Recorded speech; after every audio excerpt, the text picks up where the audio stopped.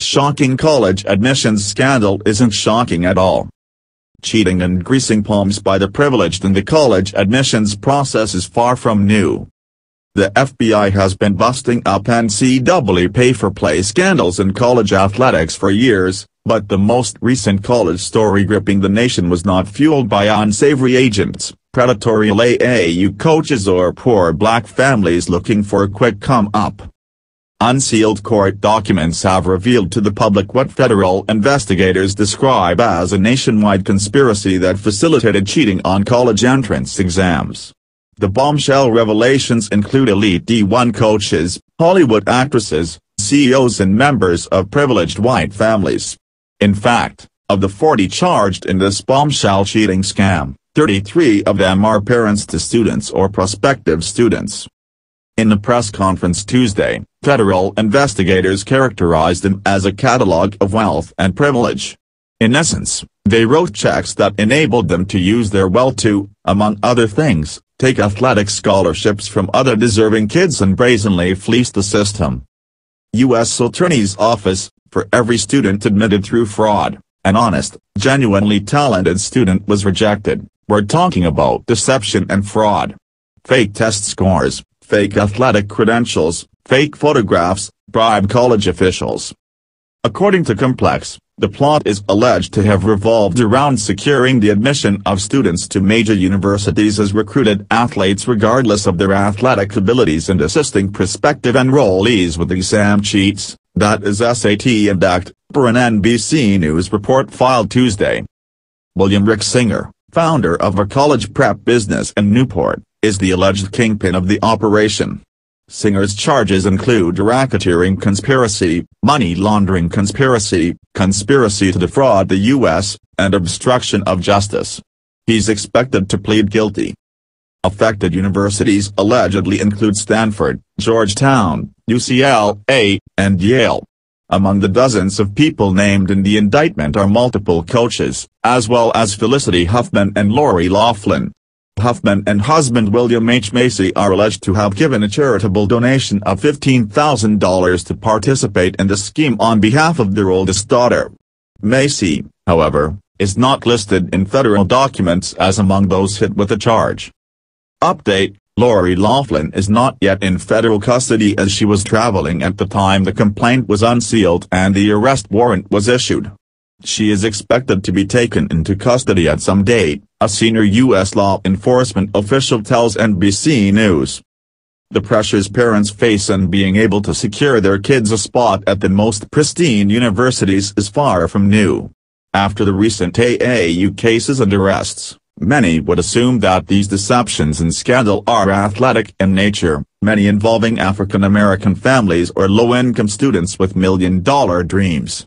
But with this explosive cheating scandal, everyone can physically witness what most have known forever, that the country's white elite is also down with finding every unscrupulous advantage of getting their kids into certain schools and tracked for a certain level of success.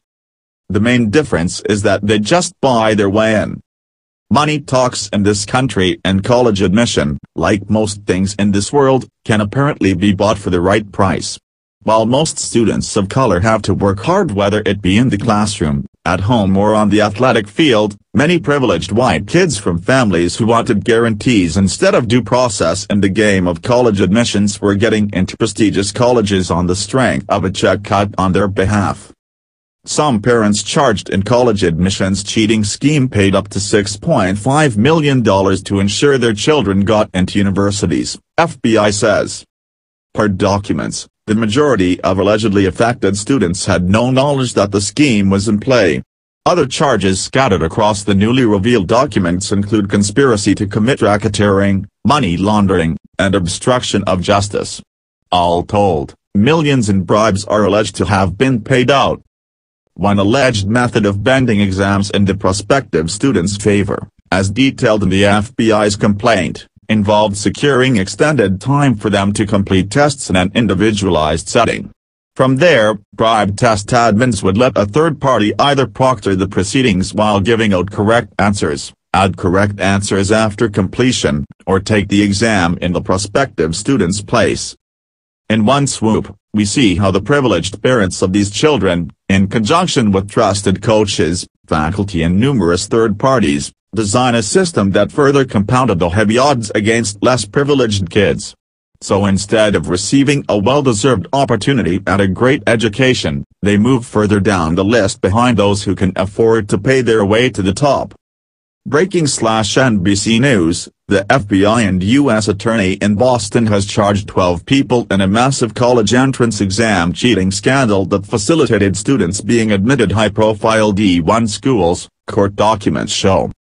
We also see how sports, which has been one of the most vital tools used by many underprivileged college kids to advance out of their conditions, is once again being misused as a weapon in the oppression of these same student athletes. Nothing is sacred in the race for relevance in America. All of the parents involved are guilty of copping out instead of teaching their kids to compete. It's indicative of a work ethic among the silver spoon gang that continues to diminish, while foreigners and underprivileged kids with an anti-American prize continue to fight and struggle in order to forge great lives for themselves in this country. The worst crime in college admissions history exemplifies the worst parenting. This morning, in the largest-scale college admissions scandal in U.S. history, the FBI charged over 50 people for being involved in a coordinated college admissions bribery scheme orchestrated by TV producer Rick Singer. According to the charges, wealthy parents, including actresses Felicity Huffman and Lori Loughlin, paid over $25 million collectively to falsify student test scores and athletic accomplishments in order to secure admission into elite colleges. At its heart, this story is about people choosing status and money over their duties to the well-being of young students, and racketeers willing to enable them. One of the angles of this scheme was falsifying test records. According to court filings, parents generally paid Rick Singer between $15,000 and $75,000 per test to falsify their children's SAT or ACT scores. Singer encouraged parents to seek extended time on the exams by falsely claiming to have learning disabilities such as AD, a practice I've spoken about before. Singer would then coordinate with 2 test administrators and 1 test taker to falsify the student's score, either by having the test taker take the exam in the student's place or having the administrator correct the student's answers afterward, choosing money over their duty to equity, fair access to college, and the overall well-being of the full population of students they serve. The other primary angle of the scam involved bribing athletic coaches at schools including Yale and USC, who would then pretend to their school's admissions departments that students were competitive recruits. Every college has different methods of handling athletic recruitment, but in general, coaches can vouch for a limited number of students per admissions cycle. Administrators in the admissions office will then take these coaches' opinions into consideration when making an admissions decision about that student. One parent paid Singer $1.2 million to facilitate the admission of an applicant to Yale. Singer then paid the then coach of Yale's women's soccer team, who has since pled guilty, $400,000 to designate the student as a recruit for women's soccer, based on a falsified athletic profile Singer had helped create. Similar schemes were orchestrated at Stanford, Georgetown, USC, and UCLA, among other competitive schools. These coaches chose to advocate for these students, sometimes when those students didn't even play those sports, over hard-working athletes whose parents hadn't offered bribes. Worst of all, however, are the parents who, at some point, decided that they cared more about bragging rights than being a good parent or raising a successful child. I mean successful in the full sense of the word, of course, since you can become materially successful without being a good student or athlete or even a good person. It's entirely possible for a mediocre student to get into an Ivy League school due to family connections, graduate to take a high-level job at his father's company, inherit hundreds of millions of dollars and use that money to make a name for himself in real estate, and even become President of the United States. It's an open secret that significant donations to an elite school can tip the scales in a student's favor. When I was at Yale, and my team had similar experiences at their Ivy League or top 10 schools, I had classmates who shared a last name with a major building, museum or library wing. Of course, I would ideally like to believe that these students got in on their own merit, but it would be naive to think that being from a family of major donors had no impact. But this isn't about parents who gave their child a boost by being a donor, it's about parents who participated in outright cheating and deception, valuing the veneer of success over equality or even their children's best interests.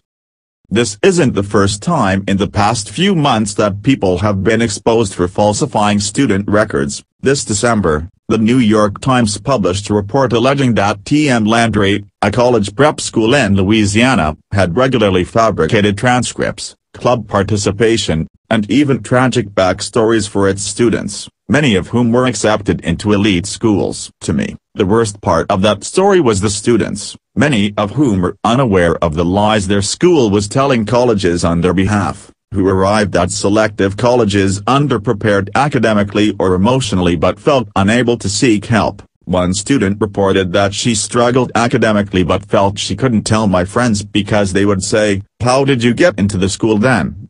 There were too many questions that I couldn't answer. The job of the admissions department at these elite schools is more difficult than ever. These officers can't fully trust student records provided by high schools, standardized test administrators, or even their own college's coaches. There is already so much pain, stress, and concern over unfairness in the college process. Imposter syndrome can be debilitating for any student, but knowing or suspecting that their admission truly was based on false pretenses will only make it worse. As someone who runs a college admissions consulting company that is a member of the National Association of College Admissions Consulting, NACAC, a group of professionals dedicated to the pursuit of higher education, who believe in the dignity, worth and potential of each and every student, I'm outraged on behalf of all of the students who have been hurt by this scandal, from the students who will be suffering the mental and emotional consequences of their parents' behavior to the students who may have been admitted to these schools had the playing field been level. During the press conference, prosecutors stated that it was no accident that none of the students had been charged. Student involvement ranged, they said, from complete ignorance to full involvement in the scam. This represents a wide spectrum of negligent parenting, from secretly thinking that your child isn't good enough to openly involving your child in a web of deceit and cheating, signaling to them that status and material success matters more than honesty or equity. It was important to me to emphasize social and emotional learning, SEL, and emotional intelligence, helping students discover what they're truly passionate about and pursue their own dreams, not anyone else's. Yes, going to USC or Yale may help your future, but not if you spend your time there feeling like a fraud or unhappy because the school isn't the right fit. To me, a student whose list of dream schools includes all 8 Ivy League institutions is a student who hasn't fully thought about what they're looking for. The cultures are simply too varied. A student who would thrive at Columbia isn't likely to enjoy Brown and vice versa. I have a few questions for these parents. Is it enough that your child has a better alma mater than that they can be proud of their own accomplishments, mentally and emotionally stable, honest, brave, and compassionate? Is the name brand of your child's school truly more important than their ability to thrive there and are self-actualized enough to be able to fully develop their skills, interests and intellectual curiosity? Felicity Huffman and Lori Loughlin are not alone. See the list of who has been charged. Officials say the actresses were involved in the nation's largest ever college admissions bribery case prosecuted by the Justice Department. They're joined by 31 other parents, including a few CEOs and other business executives who were charged in a $25 million college admissions cheating scheme, according to a list released by the U.S. Attorney's Office. Athletic coaches and college exam administrators were also charged. The indictment alleges that between 2011 and 2019, William Rick Singer conspired with dozens of parents, athletic coaches, a university athletics administrator, and others, to use bribery and other forms of fraud to secure the admission of students to colleges and universities including Yale University, Georgetown University, Stanford University, the University of Southern California, and Wake Forest University, among others. Here's the full list of who has been charged. Multiple charges. William Rick Singer. Mark Riddle, 36, of Palmetto, Florida, was charged in an information with conspiracy to commit mail fraud and honest services mail fraud as well as conspiracy to commit money laundering. Rudolph Rudy Meredith, 51, of Madison, Connecticut, the former head women's soccer coach at Yale University, was charged in an information with conspiracy to commit wire fraud and honest services wire fraud as well as honest services wire fraud. John Van Demoer, 41, of Stanford, California, the former sailing coach at Stanford University, was charged in an information with racketeering conspiracy. David Sadu, 59, of the Vancouver, British Columbia, was charged in an indictment with conspiracy to commit mail and wire fraud. Sadu was arrested Friday in San Jose, California, and appeared in U.S. District Court for the Northern District of California on Monday. A date for his initial appearance in federal court in Boston has not been scheduled. Michael Center, 54, of Austin, Texas, head coach of men's tennis at the University of Texas at Austin, was charged in a criminal complaint with conspiracy to commit mail fraud and honest services mail fraud. William Rick Singer leaves Boston federal court after being charged with racketeering conspiracy, money laundering conspiracy, conspiracy to defraud the United States, and obstruction of justice on March 12, 2019 in Boston. Singer is among several charged in alleged college admissions scam. Coaches and school officials. The following were charged in an indictment with racketeering conspiracy. Igor Dvorsky, 52, of Sherman Oaks, California, director of a private elementary and high school in Los Angeles and a test administrator for the College Board and Act. Gordon Ernst, 52, of Chevy Chase, Maryland, former head coach of men and women's tennis at Georgetown University. William Ferguson, 48, of Winston-Salem, North Carolina, former women's volleyball coach at Wake Forest University.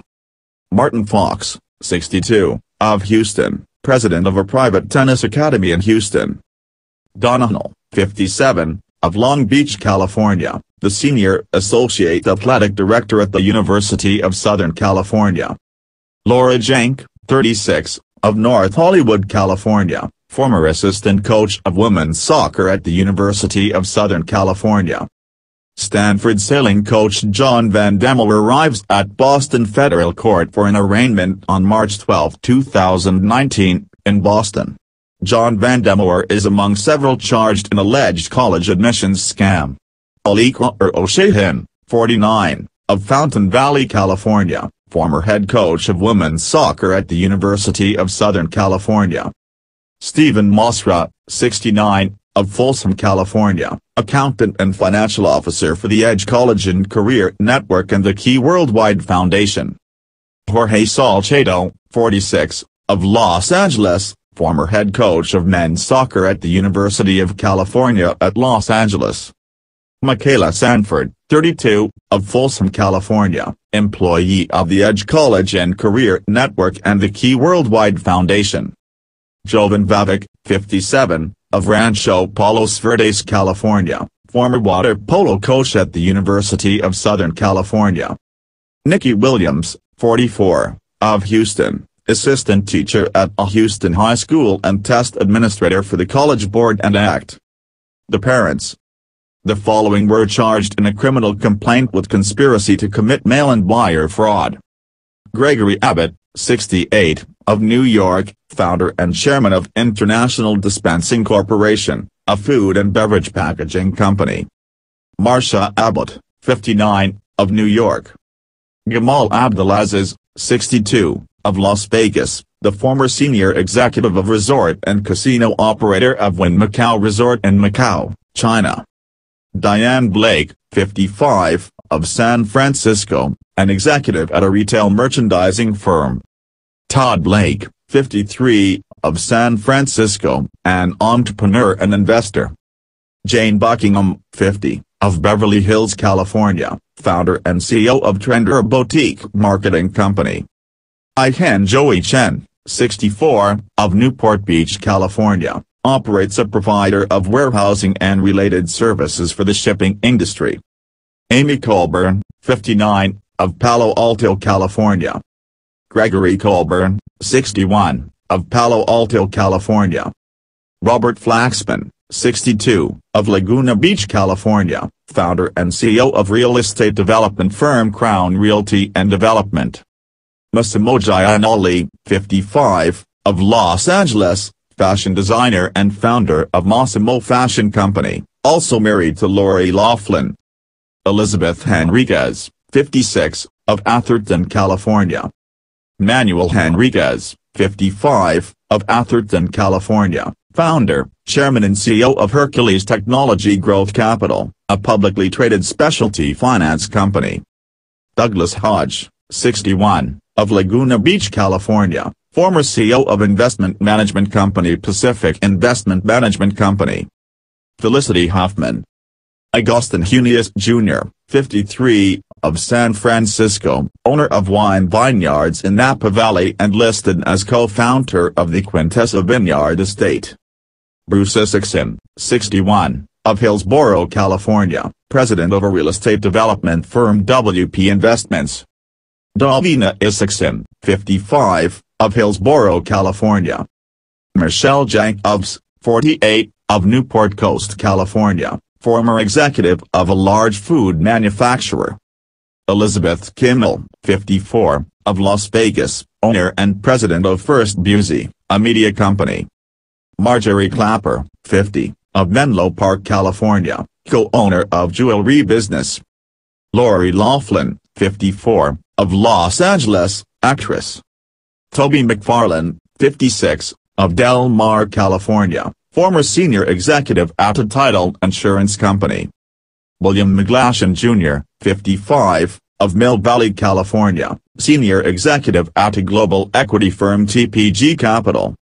Marcy Palatala, 63, of Healdsburg, California, CEO of a liquor distribution company. Peter Jansortorio, 53, of Menlo Park, California, president and co-founder of Elena's Food Specialties. Stephen Sempervivo, 53, of Los Angeles, executive at Sidker, a privately held provider of outsourced sales teams. Devin Sloan, 53, of Los Angeles, founder and CEO of Aquatecture LLC, a provider of drinking and wastewater systems. John Wilson, 59, of Hyannisport, Massachusetts, founder and CEO of private equity and real estate development firm, Hamzadeh, 57, of Calabasas, California, an associate professor of dentistry. Robert Zangrillo, 52, of Miami, founder and CEO of private investment firm Dragon Global.